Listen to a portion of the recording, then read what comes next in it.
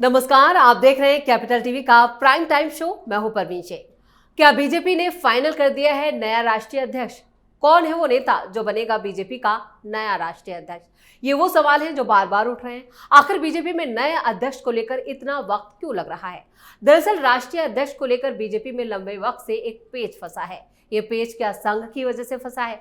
अब इस सवाल से कई सियासी गलियारों में कई कयास भी लग रहे हैं और कयासों का दौर शुरू हो गया है, क्योंकि बीजेपी के अध्यक्ष जेपी नड्डा का कार्यकाल जनवरी 2023 में खत्म हो गया था, लेकिन 2024 के लोकसभा चुनाव की वजह से उन्हें जून तक का एक्सटेंशन दिया गया था। ये भी अब खत्म हो गया है, लेकिन बीजेपी के नए अध्यक्ष पर अब भी सस्पेंस बरकरार है।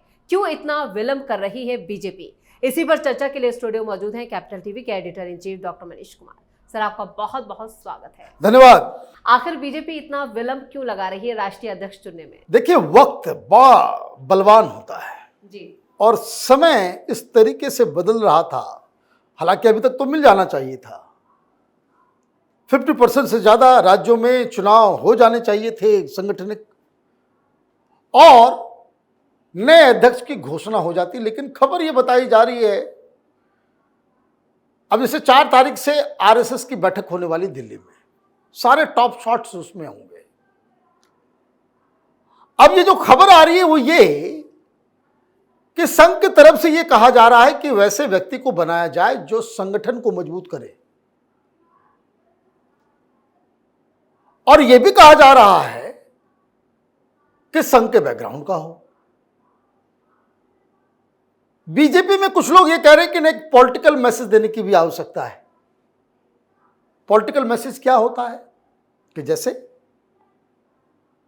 किसी महिला को देना है तो महिलाओं को मैसेज गया, किसी दलित को बनाना है तो दलितों को एक मैसेज जाएगा, भाई एक ओबीसी अध्यक्ष चाहिए तो ओबीसी को मैसेज है। तो ये आप जब बनाते हो, जैसे मल्लिकार्जुन खड़गे हैं, राहुल गांधी, एक मैसेज देना, पॉलिटिकल मैसेजिंग, फैसला तो वही होगा जो राहुल गांधी करेगा जी, लेकिन आपने एक दलित को बना करके एक बताया कि भाई हम दलितों को, it is as simple as that. ठीक, संघ का यह कहना है कि इस तरह के पॉलिटिकल मैसेजिंग से बचने की आवश्यकता है और ऐसे व्यक्ति की जरूरत है जो संगठन को मजबूत करेगा। संगठन मजबूत होगा, बाकी चीजें अपने आप होती चली जाएंगी। तो यहां पेच फंसा हुआ है, कई सारे नाम हैं, सब कुछ है, लेकिन हमारे पास कुछ और रिपोर्ट है कि एक साथ कई सारे बदलाव होंगे। सिर्फ अध्यक्ष नहीं, संगठन में अलग अलग दायित्व अलग अलग लोगों को दिया जाएगा, और साथ ही साथ इस वक्त पीएमओ के अंदर तमाम मंत्रियों के, केंद्र में जो मंत्री हैं उन लोगों के कामकाज की समीक्षा हो रही है। बताया जा रहा है भारी संख्या में बदलाव होने वाले हैं। संडे गार्डियन की रिपोर्ट आई है। रिपोर्ट क्या कह रहा है? Prime minister Narendra Modi is likely to make major changes to his cabinet after monsoon session of the parliament. According to sources, Bharatiya Janata Party is set to get a new national president during the monsoon session, along with the announcement of a revamp party team. मतलब पूरा, जैसा मैंने बताया, पूरी team बदली जाएगी, और उसमें बताया जा रहा है कि संख्या बहुत ज्यादा है, तो 12 कम से कम जाएंगे। तो 12 मंत्रियों की छुट्टी होने वाली है। मैं शुरू से कहता हूं, प्रधानमंत्री बिल्कुल उस फॉर्मूले पे चलते हैं, परफॉर्म और पेरिश। परफॉर्म कीजिए तो कंटिन्यू कीजिए, नहीं तो आप जाइए। आप कितने भी बड़े नेता हो, कोई माने मतलब नहीं है। भाई अभी स्मृति ईरानी किसी के स्मृति में है?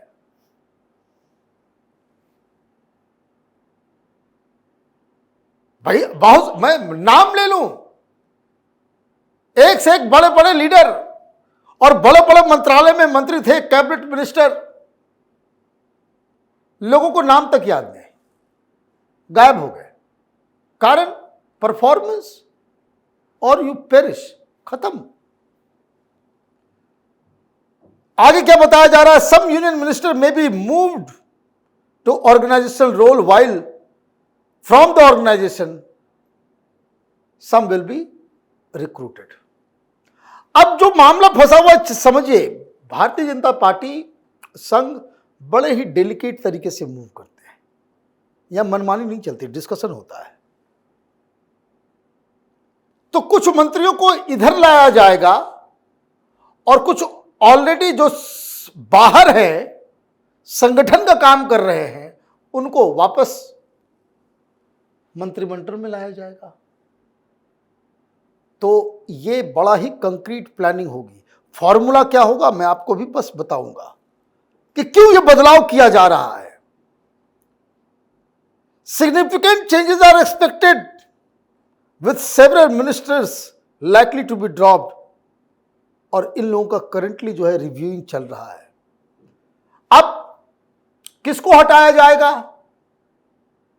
ये report, it's a very serious newspaper, यहां फेक न्यूज नहीं चलता है। Ministers who have shown low activity, particularly those with a weak presence on social media, limited public outreach are likely to be removed। जो लोगों ने सोच लिया कि बस बन गए मंत्री, बस हो गया, नहीं।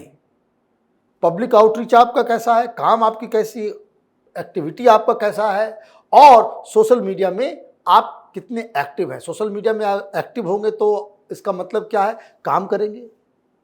सोशल मीडिया में हैप्पी बर्थडे तो नहीं चलेगा ना, मिनिस्टर रील्स बना करके तो नहीं डालेगा, वो तो अपने काम काज, दिनचर्या, सारा कुछ वो बताएगा कि आज वहां मुलाकात हुई, ये फैसला हुआ, ये चीज हुआ, वो चीज हुआ।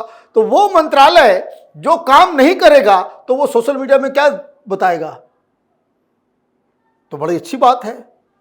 तो इन लोगों को बकायदा ये किया जाएगा।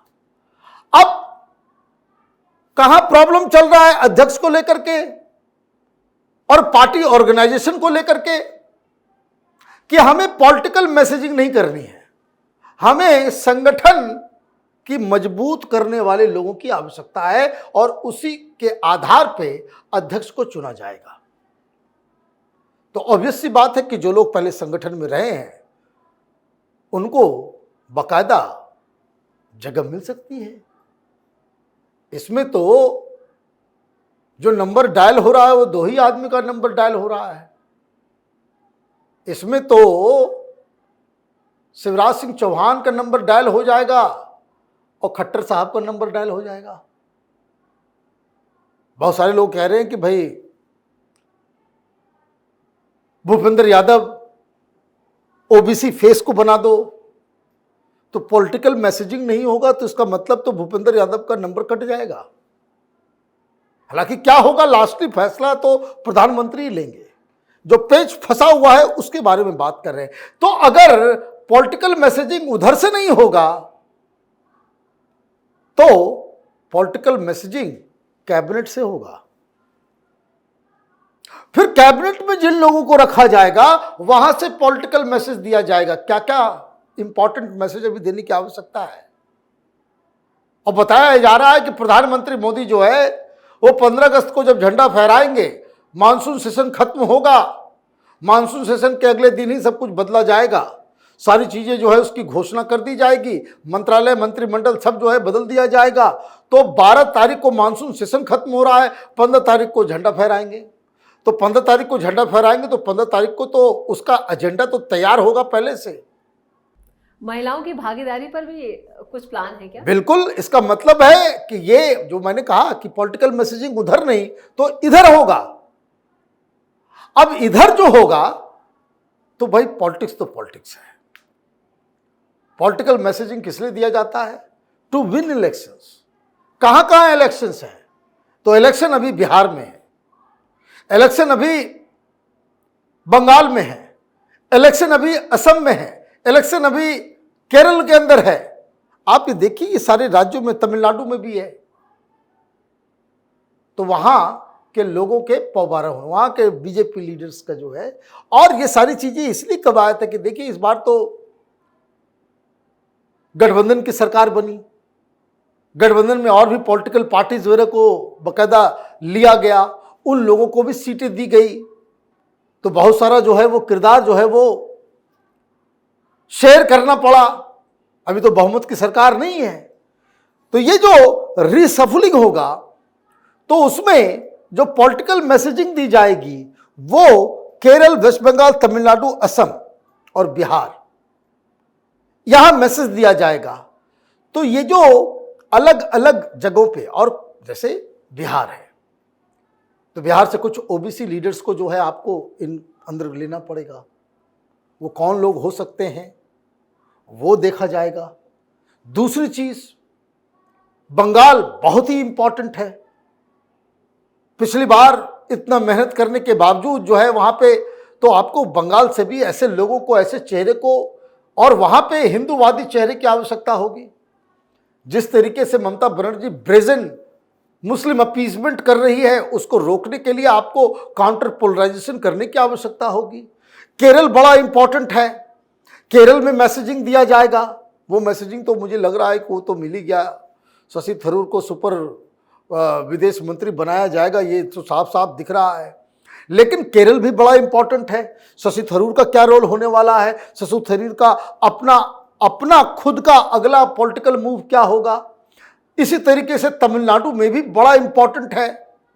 आप 10% वोट तक तो पहुंच गए, फिर आपको अध्यक्ष को बदलना पड़ा, वहां पे अलग तरीके का अलाइनमेंट आप कर रहे हो। एआईडीएमके के साथ जो है आपका गठबंधन है, कैसे वहां पे एनडीए की सरकार आए।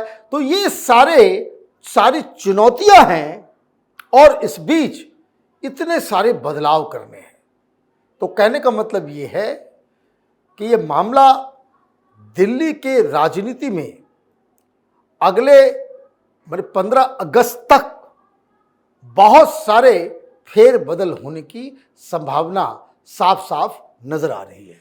इस तमाम जानकारी के लिए और सटीक विश्लेषण के लिए आपका बहुत बहुत धन्यवाद। धन्यवाद।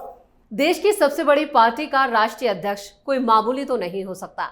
अभी बीजेपी को कई प्रदेशों के अध्यक्ष भी चुनने हैं, उसके बाद ही राष्ट्रीय अध्यक्ष का नंबर आएगा, और उससे पहले कई राज्यों में चुनाव भी हैं, उनको भी साधना है। जब प्रदेशों में बीजेपी अध्यक्षों की चुनाव की राह इतनी चुनौती भरी या कई मुश्किलों से भरी है, तो इस बात का अंदाजा आसानी से लगाया जा सकता है कि राष्ट्रीय अध्यक्ष के नाम को लेकर पार्टी नेतृत्व के सामने कितनी बड़ी चुनौती है। यानी कई नाम अध्यक्ष की रेस में जरूर हैं, लेकिन अंतिम फैसला पीएम मोदी को ही लेना है। तो इस खास शो में इतना ही। वीडियो कैसा लगा कमेंट करके अपनी राय जरूर दें। वीडियो को लाइक करें, शेयर करें और कैपिटल टीवी को सब्सक्राइब जरूर करें। धन्यवाद।